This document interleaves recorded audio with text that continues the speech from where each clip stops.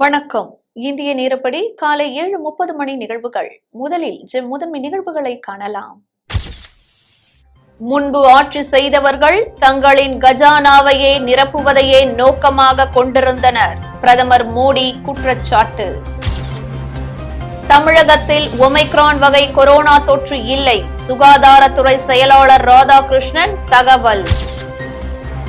நாகாலாந்து துப்பாக்கிச்சூடு சம்பவம் எதிரொலி. சுற்றுவட்டார பகுதிகளில் இணையதள சேவை முடக்கம். உலக டூர் ஃபைனல்ஸ் பேட்மிண்டன் போட்டியில் தங்க பதக்கத்துக்கான இறுதிச் சுற்றில் PV சிந்து தோல்வி. இனி விரிவான நிகழ்வுகளை காணலாம். உத்தரகாண்ட் மாநிலத்தில் அடுத்த ஆண்டு சட்டப்பேரவை தேர்தல் நடைபெற இருக்கும் நிலையில் 18,000 கோடி ரூபாய் மதிப்பிலான திட்டங்களை பிரதமர் மோடி தொடங்கி வைத்தார். டேராடூனில் திட்டங்களை தொடங்கி வைத்த பிறகு உரையாற்றிய பிரதமர் மோடி, இதற்கு முன்பு ஆட்சி செய்தவர்கள் தங்களின் கஜானாவை நிரப்புவதையே நோக்கமாக கொண்டிருந்தனர். மக்களை பற்றி கவலைப்படவில்லை என்று சாடியவர், தொடர்ந்து உத்தரகாண்ட் மாநிலத்தின் மேம்பாட்டிற்காக கடந்த 5 ஆண்டுகளில் 1 லட்சம் கோடி மதிப்புள்ள திட்டங்களுக்கு தனது அரசு ஒப்புதல் வழங்கியிருப்பதாக கூறினார். தமிழ்நாட்டில் யாருக்கும் ஒமைக்ரான் வகை கொரோனா தொற்று இல்லை என சுகாதாரத்துறை செயலாளர் ராதாகிருஷ்ணன் தெரிவித்துள்ளார். வெளிநாட்டிலிருந்து தமிழகம் வந்த 6 பேருக்கு கொரோனா தொற்று பாதிப்புதான் ஏற்பட்டுள்ளதை தவிர ஒமைக்ரான் பாதிப்பு ஏற்படவில்லை. தமிழ்நாட்டில் கொரோனா பாதிப்பு கட்டுப்பாட்டில் உள்ளது. ஒமைக்ரான் தொற்று என்பது பதற்றமடையக்கூடிய உருமாற்றம் அல்ல. கடந்த 2 நாட்களில் மட்டும் வெளிநாடுகளில் இருந்து தமிழகம் திரும்பிய 2500 பேரை சோதனை செய்துள்ளோம். மக்கள் மாஸ்கை தவறாமல் அணிந்து கூட்டத்துக்குள் செல்வதை தவிர்க்க வேண்டும். முக்கியமாக தடுப்பூசி செலுத்திக் கொள்ள வேண்டும். தமிழ்நாட்டில் யாருக்கும் ஒமைக்ரான் தொற்று பாதிப்பு இல்லை. தமிழகத்தில் இதுவரை 7.4 கோடி நபர்களுக்கு தடுப்பூசி செலுத்தப்பட்டுள்ளதாகவும் அவர் தெரிவித்தார். நாகாலாந்து துப்பாக்கிச்சூடு சம்பவத்தை தொடர்ந்து முன்னெச்சரிக்கை நடவடிக்கையாக அப்பகுதியில் இணையதளம் முடக்கப்பட்டுள்ளது. நாகாலாந்து மாநிலம் மியான்மர் எல்லைப் பகுதியில் அமைந்துள்ள மோன் மாவட்டத்தில் ஒடிங் என்ற கிராமத்தைச் சேர்ந்த தொழிலாளர்கள் அங்குள்ள ஒரு நிலக்கரி சுரங்கத்தில் பணியாற்றிவிட்டு நேற்று மாலை வேன் ஒன்றில் வீடு திரும்பிக் கொண்டு இருந்தபோது பயங்கரவாத எதிர்ப்பு நடவடிக்கையில் ஈடுபட்டு இருந்த பாதுகாப்பு படையினர் வேனில் வந்த தொழிலாளர்களை கிளர்ச்சியாளர்கள் என கருதி தவறுதலாக துப்பாக்கிச்சூடு நடத்தியதாக கூறப்படுகிறது. இந்த தாக்குதலில் அப்பாவி பொதுமக்கள் 13 பேர் கொல்லப்பட்டதாக BDI செய்தி வெளியிட்டுள்ளது. இந்த சம்பவத்தால் கோபமடைந்த அப்பகுதி மக்கள் பாதுகாப்பு படையினரை சுற்றி வளைத்து தாக்குதல் நடத்த முயற்சித்ததாக தெரிகிறது. இதனால் தற்பாதுகாப்புக்காகவும் பாதுகாப்பு படையினர் சுட்டதாக சில உள்ளூர் ஊடகங்களில் செய்தி வெளியாகியுள்ளது. இந்த சம்பவம் குறித்து உயர்மட்ட விசாரணைக்கு உத்தரவிட்டுள்ள நாகாலாந்து முதல் மந்திரி நபியூ ரியோ மக்கள் அமைதி காக்க வேண்டும் என கோரிக்கை விடுத்துள்ளார். இந்நிலையில் முன்னெச்சரிக்கை நடவடிக்கையாக அந்த பகுதியில் இணையதள சேவைகளை நாகாலாந்து அரசு தடை செய்துள்ளது. தாக்குதல் சம்பவம் குறித்து வதந்திகள் பரவுவதை தடுக்க இந்த நடவடிக்கை மேற்கொள்ளப்பட்டதாக தெரிவிக்கப்பட்டுள்ளது. இந்த தாக்குதல் சம்பவத்திற்கு கண்டனம் தெரிவிக்கும் வகையில் நாகாலாந்தில் கொன்யாக் இனத்தினரால் கொண்டாடப்படும் கலாச்சார பண்டிகை கொண்டாட்டங்கள் கைவிடப்படுவதாக அறிவிக்கப்பட்டுள்ளது என்பது குறிப்பிடத்தக்கது. தங்க பதக்கத்துக்கான இறுதிப் போட்டியில் PV சிந்து தென்கொரிய வீராங்கனை ஆன் சியோங்கிடம் தோல்வியடைந்தார். இந்தோனேசியாவின் பாலி நகரில் உலக டூர் ஃபைனல்ஸ் பேட்மிண்டன் போட்டி நடைபெற்று வருகிறது. இதில் குரூப் A பிரிவில் இடம்பெற்ற இந்தியாவின் நட்சத்திர வீராங்கனை PV சிந்து அடுத்தடுத்து 2 போட்டிகளில் வென்று அரையிறுதிக்கு முன்னேறினார். அரையிறுதிப் போட்டியில் ஜப்பான் வீராங்கனை அகேனா யமகுச்சியை வீழ்த்தி இறுதிச் சுற்றுக்கு முன்னேறினார். இந்நிலையில் தங்க பதக்கத்துக்கான இறுதிப் போட்டியில் PV சிந்து தென்கொரிய வீராங்கனை ஆன் சியோங் பலபரீட்சை நடத்தினர். நடப்பு உலக சாம்பியனான சிந்து உலகின் 6வது இடத்தில் உள்ள கொரிய வீராங்கனையின் வேகத்திற்கு ஈடுகொடுக்க முடியாமல் தடுமாறினார். இறுதியில் PV சிந்து 16-21, 12-22 என்ற நேர் செட் கணக்கில் தோல்வியடைந்தார். இதனால் அவர் வெள்ளிப் பதக்கத்தை கைப்பற்றினார். உலக டூர் ஃபைனல்ஸில் 3வது முறையாக இறுதிச் சுற்று வரை முன்னேறிய சிந்து 2018ஆம் ஆண்டு சாம்பியன் பட்டம் வென்றது குறிப்பிடத்தக்கது. குடியாத்தம் நகர பாஜக சார்பில் காங்கிரஸ் கட்சியின் மூத்த தலைவர் இளங்கோவனை கண்டித்து கண்டன ஆர்ப்பாட்டம் நடைபெற்றது. வேலூர் மாவட்டம் குடியாத்தம் நகர பாஜக தமிழக தலைவர் அண்ணாமலை குறித்து அவதூறாக பேசிய காங்கிரஸ் கட்சியைச் சேர்ந்த மூத்த தலைவர் இளங்கோவனை கண்டித்து பாஜக சார்பில் புதிய பேருந்து நிலையம் அருகே ஆர்ப்பாட்டம் நடைபெற்றது. இதில் மாவட்ட பொதுச் செயலாளர் ஸ்ரீகாந்த் கலந்து கொண்டு கண்டன ஆர்ப்பாட்டத்தை தொடங்கி வைத்து கண்டன கோஷங்களை எழுப்பினார். மேலும் மன்னிப்பு கேட்கும் வரை போராட்டம் நடைபெறும் என தெரிவித்துள்ளார். நகர தலைவர் வாகீஸ்வரன் உள்ளிட்ட பாஜகவினர் பலர் இதில் கலந்து கொண்டனர்.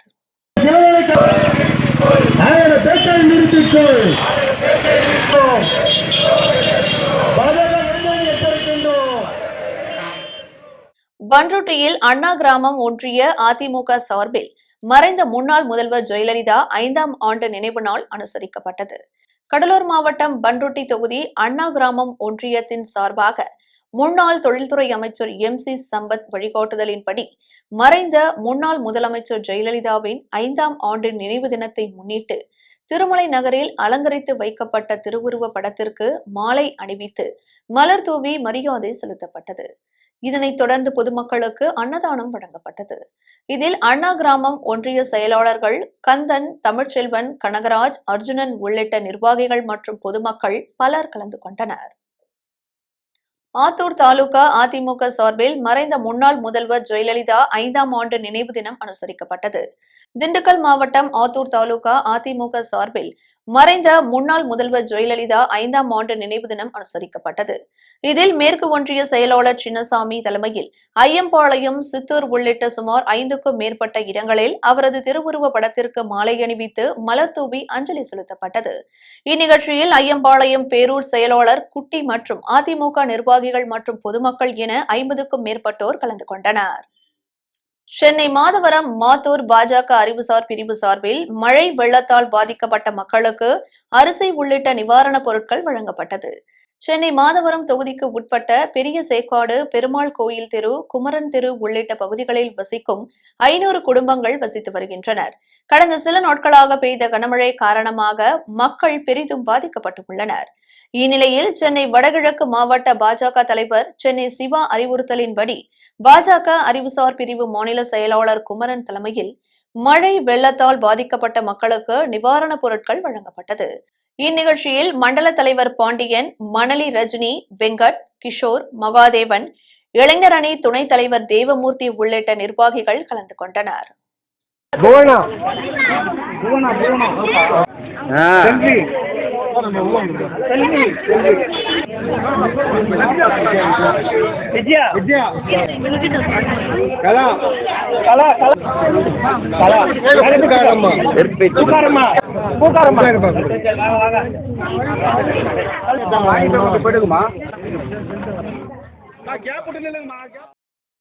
கோவில்பட்டி அருகே சரக்கு வாகனத்தில் ஏற்றி சென்ற 1 லட்சம் ரூபாய் மதிப்புள்ள தடை செய்யப்பட்ட புகையிலை பொருட்களை காவல்துறையினர் பறிமுதல் செய்தனர். தூத்துக்குடி மாவட்டம் கோவில்பட்டி பகுதியில் அரசால் தடை செய்யப்பட்ட புகையிலை பொருட்கள் அதிக அளவில் விற்கப்படுவதாக காவல்துறையினருக்கு ரகசிய தகவல் கிடைத்துள்ளது. இதையடுத்து மாவட்ட காவல் கண்காணிப்பாளர் ஜெயக்குமார் உத்தரவின் பேரில் கோவில்பட்டி காவல் துணை கண்காணிப்பாளர் உதயசூரியன் தனிப்படை அமைத்து கண்காணிப்பை தீவிரப்படுத்தினார்.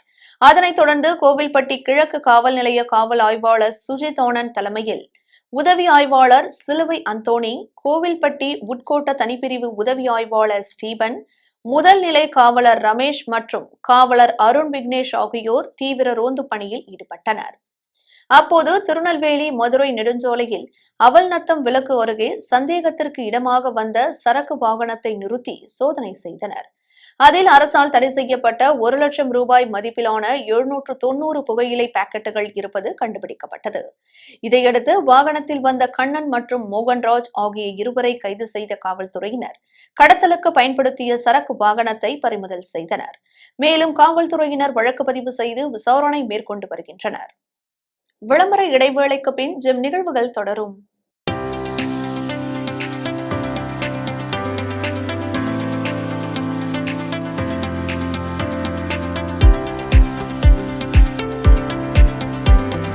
அக்ஷயா கேட்டரிங் சர்வீஸ் உயர்தரமான முறையில் சமையல் செய்து மக்களின் நன்மதிப்பையும் பெயர் ஆதரவையும் பெற்று வரும் அக்ஷயா கேட்டரிங் சர்வீஸ் திருமணம், சீமந்தம், கிரகப்பிரவேசம், மஞ்சள் நீராட்டு விழா, பிறந்தநாள் விழா, காதணி விழா போன்ற உங்கள் இல்லத்தில் நடைபெறும் அனைத்து சுப நிகழ்ச்சிகளுக்கும் சுவையான முறையில் டிஃபன் மற்றும் சாப்பாடு வகைகள் நியாயமான விலையில் உங்கள் உறவினர்கள் மற்றும் நண்பர்கள் பாராட்டும் வகையில் தயார் செய்து உங்கள் இல்லத்திற்கு வந்து சர்வீஸ் செய்து தருகிறோம். உங்கள் ஆதரவை நாடும் அக்ஷயா கேட்டரிங் சர்வீஸ்.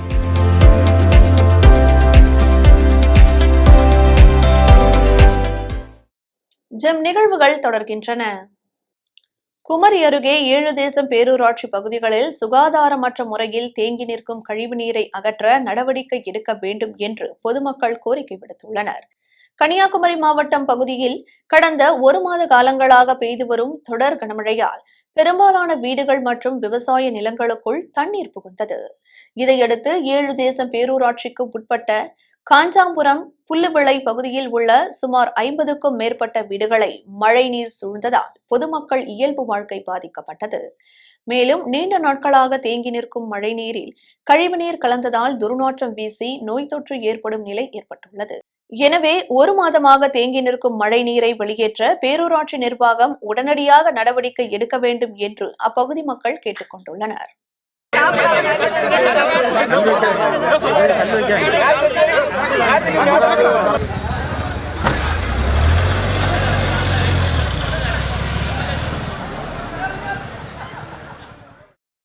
ராமநாதபுரத்தில் சொகுசு கார்களை வாடகைக்கு எடுத்து விற்பனை செய்து பல கோடி ரூபாய் மோசடியில் ஈடுபட்ட 3 பேரை காவல்துறையினர் கைது செய்தனர். ராமநாதபுரம் நகர் பகுதியில் உள்ள சிகில்ராஜ வீதியைச் சேர்ந்த இளையராஜா என்பவர் பல்வேறு பகுதிகளில் வாடகைக்கு சொகுசு கார்களை எடுத்து பணம் வைத்து சூதாட்டத்தில் ஈடுபட்டுள்ளனர். இந்நிலையில் மதுரை அருகே சீட்டு விளையாட்டில் 50,000 ரூபாய் பணம் கட்டுவதற்காக வாடகைக்கு எடுத்து சென்ற சொகுசு காரை அடமானம் வைத்துள்ளனர்.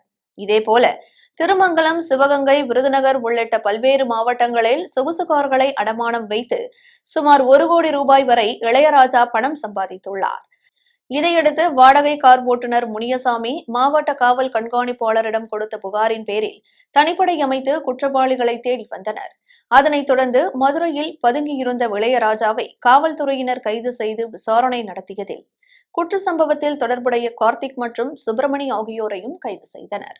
அப்போது விசாரணையில் பல்வேறு பகுதிகளில் சுமார் 16 சொகுசு கார்களை வாடகைக்கு எடுத்து அடமானம் வைத்தது தெரியவந்தது. இதையடுத்து கைது செய்யப்பட்டவர்களிடம் இருந்து 16 கார்களை காவல்துறையினர் மீட்டு உரியவர்களிடம் ஒப்படைத்தனர். வால்பாறை அருகே ஊருக்குள் புகுந்து அட்டகாசம் செய்த காட்டு யானைகளால் கிராம மக்கள் அச்சமடைந்துள்ளனர். கோவை மாவட்டம் வால்பாறை அருகே உள்ள நல்லமுடி மற்றும் முத்துமுடி எஸ்டேட் பகுதிகளில் சுமார் 42 காட்டு யானைகள் கூட்டமாக ஊருக்குள் புகுந்ததால் பொதுமக்கள் அச்சமடைந்தனர்.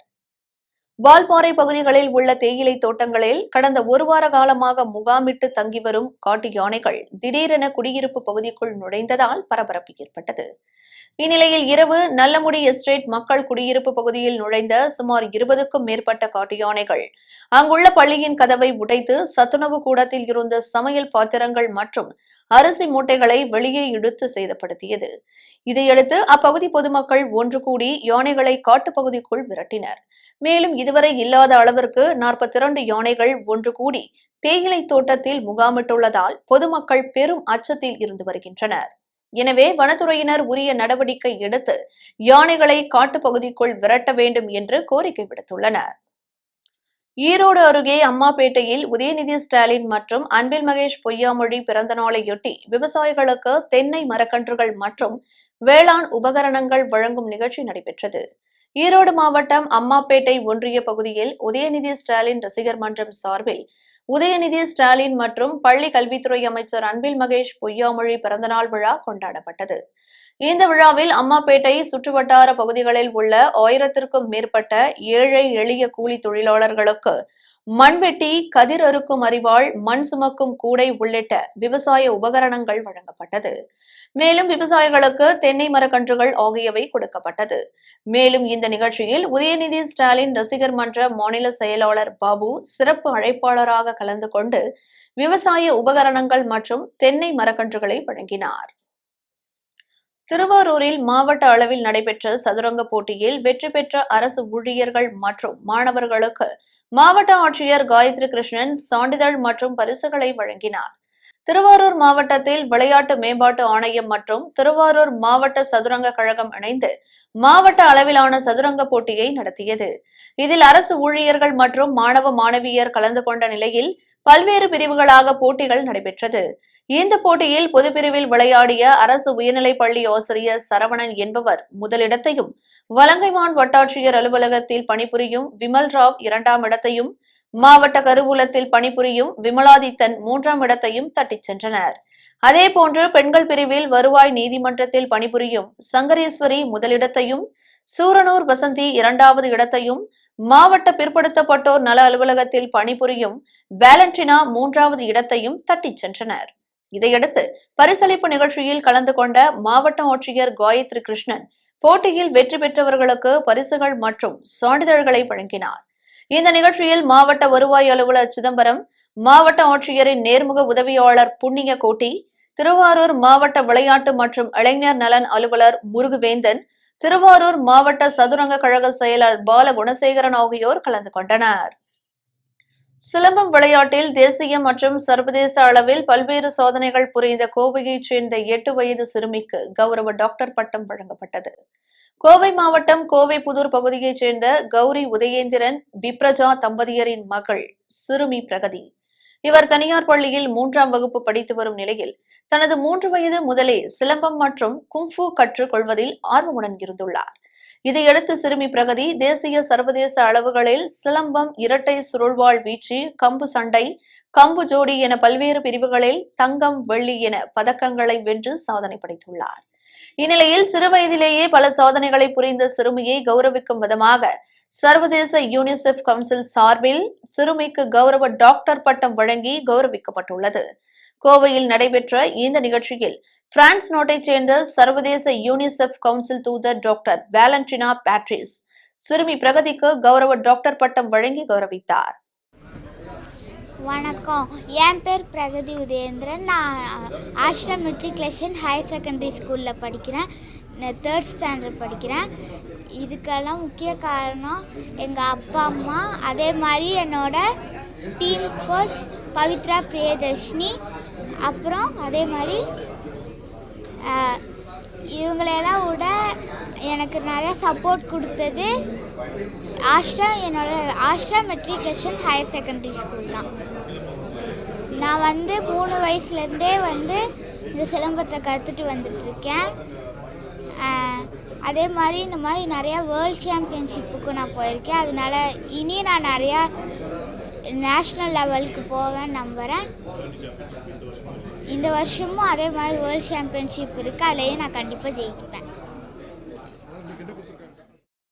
மன்னார்குடி ஸ்ரீ ராஜகோபால சுவாமி ஆலயத்தின் மதில் சுவர்கள், கோபுரங்கள், மண்டபங்கள் என அனைத்திலும் மண்டி கிடக்கும் செடி கொடிகளால் சிதிலமடையும் அபாயம் ஏற்பட்டுள்ளது. இதனை பற்றிய சிறு தொகுப்பை ஜெம் டிவியில் காணலாம். திருவாரூர் என்றால் தேரழகு, வேதாரண்யம் என்றால் விளக்கு அழகு. அதேபோல் திருவாரூர் மாவட்டம் மன்னார்குடி என்றால் மதில் அழகு என்பார்கள். ஆண்டு முழுவதும் திருவிழாவால் பக்தர்கள் நிறைந்து காணப்படும் மன்னார்குடி ஸ்ரீ ராஜகோபால சுவாமி ஆலயம் வைணவ ஸ்தலங்களில் புராதன சிறப்புகளை கொண்ட ஸ்தலமாக விளங்குகிறது. பல மாநிலத்திலிருந்தும் பல நகரத்திலிருந்தும் தொடர்ந்து இந்த பகுதியில் வணங்கி செல்லக்கூடிய அருள்மிகு ராஜகோபால சுவாமி திருக்கோவில் தன்னுடைய எதிர்காலத்தை நிர்ணயிக்கக்கூடிய, மக்களெல்லாம் கண்டு ரசிக்கக்கூடிய, வணங்கக்கூடிய வகையிலே இருக்கக்கூடிய ராஜகோபுரம் தற்போது மிகப்பெரிய படைகணத்தை எதிர்நோக்கி சென்று கொண்டிருக்கிறது. குலோத்துங்க சோழனின் விண்ணகரம் எனவும் தென் துவாரகை எனவும் பல்வேறு சிறப்புகளை கொண்டு அழைக்கப்படும் இவ்வாலயத்திற்கு தமிழகம் மட்டுமன்றி இந்தியாவின் பல்வேறு மாநிலங்களில் இருந்தும் வெளிநாடுகளில் இருந்தும் பக்தர்களும் கலைநயமிக்க இவ்வாலயத்தின் கோபுரங்கள், மண்டபங்கள், மதில் சுவர்கள் ஆகியவற்றை கண்டுகளிக்கும் வகையில் சுற்றுலா பயணிகளும் தினசரி இவ்வாலயத்திற்கு வந்து செல்கின்றனர். இப்படிப்பட்ட பலகீனத்திற்கு அடிப்படையாக இருப்பது அந்த ராஜகோபுரத்தின் மேலே பெரிய பெரிய மரங்கள் சிறு கண்டுகளாக வளர்ந்து பெரிய மரமாக வளர்கிற போது எதிர்காலத்தில் இந்த கோபுரம் என்பது சிதறடிக்கப்படும், உடையப்படும், பிரிக்கப்படும். ஆகவே இப்படிப்பட்ட ஒரு வரலாற்று சிறப்புமிக்க மன்னார்குடி ராஜகோபால சுவாமியுடைய திருக்கோவில் முன் இருக்கக்கூடிய ராஜகோபுரமும் இவ்வாலயத்தில் ஆண்டு முழுவதும் திருவிழாக்கள் கொண்டாடப்பட்டு வரும் நிலையில் பங்குனி மாத பிரம்மோற்சவத்தில் நடைபெறும் வெண்ணெய் தாழி திருவிழா, ஆடிப்பூரத்தில் ஆலயத்தின் பிரகாரத்தில் நடைபெறும் தேர் திருவிழா, வைகுண்ட ஏகாதசியில் நடைபெறும் பரமபத வாசல் திறப்பு விழா மிகவும் பிரசித்தி பெற்றது. அதை சுற்றி இருக்கக்கூடிய அனைத்து கோபுரங்களும், அதை சார்ந்த நிலப்பகுதியில் இருக்கக்கூடிய மரங்கள், கன்றுகள், கோவிலை பாதிக்கக்கூடிய எக்கவையான எந்தவது மரங்கள் மற்றும் சுகாதாரத்துறையை சார்ந்த வகையில் இருக்கக்கூடிய அனைத்து நல்ல ஒரு செயல்பாடுகளையும் செய்து மரக்கன்றுகளை அகற்றி கோபுரத்தை பாதுகாத்து எதிர்காலத்தில் பக்தர்கள் வந்து இந்த பகுதியில் வணங்கி செல்லும் அளவுக்கு இந்த கோவிலை சுத்தப்படுத்தி பல்வேறு சிறப்புகளை கொண்ட இந்து சமய அறநிலையத்துறைக்கு உட்பட்ட இவ்வாலயத்தின் பராமரிப்பு பணியானது பக்தர்களை முகம் சுளிக்க வைத்து வருகிறது. இவ்வாலயத்திற்கு என ஏராளமான சொத்துக்கள் இருந்து வருவதோடு தினசரி பக்தர்களின் நன்கொடைகளால் ஆலயத்தின் கஜானா நிரம்பி வந்தாலும் கூட நிர்வாக அதிகாரி உள்ளிட்ட பல்வேறு மன்னாடி நகராட்சியும் நமது முதல்வர்கள் இந்த மன்னாடி ராஜகோபால சுவாமியுடைய கோயிலை புதுப்பித்து தருமாறும் அதற்கான அனைத்து பணிகளையும் மிக சிறப்பாக செய்து எதிர்காலத்தில் மண்ணை மாநகரம் என்பது மிகப்பெரிய அளவிலே உருவாகுவதற்கு இந்த கோயில் ஒரு அடித்தளமாக இருக்கும். ஆலயத்தின் ராஜகோபுரம் தொடங்கி அனைத்து கோபுரங்கள், பிரதான மண்டபங்கள், பிரகாரங்கள், மதில் சுவர்கள் என அனைத்திலும் செடி கொடிகள் மண்டி காணப்படுகிறது. இத்தகைய செடி கொடிகள் கொஞ்சம் கொஞ்சமாக வேரூன்றி ஆலயத்தின் அழகை கெடுப்பதோடு ஆலயத்தின் அஸ்திவாரத்தையே அசைத்து பார்க்க வைக்கும் வகையில் செடி கொடிகளின் வளர்ச்சி இருந்து வருகிறது. அதே போன்று இந்த குளம் என்பது ராஜகோபால சுவாமியுடைய திருக்கோயில் அருகால் இருக்கிற கோயில் குளம் என்பது நாலுபுறம் அடைக்கப்பட்டிருக்கிறது. அதனுடைய வாயிலெல்லாம் திறந்து மக்கள் பயன்பாட்டை கொண்டு வருவதற்கு நகராட்சியும் அதை சார்ந்த துறைகளும் செயல்பட வேண்டும் என இதன் சார்பாக கேட்டுக்கொண்டு பக்தர்கள் மனம் முடிந்த அளவுக்கு இந்த நல்லபடியாக இந்த கோயிலுடைய திருத்தல் நிர்வாகிகள் செயல்பட வேண்டும் என கேட்டுக்கொள்கிறேன்.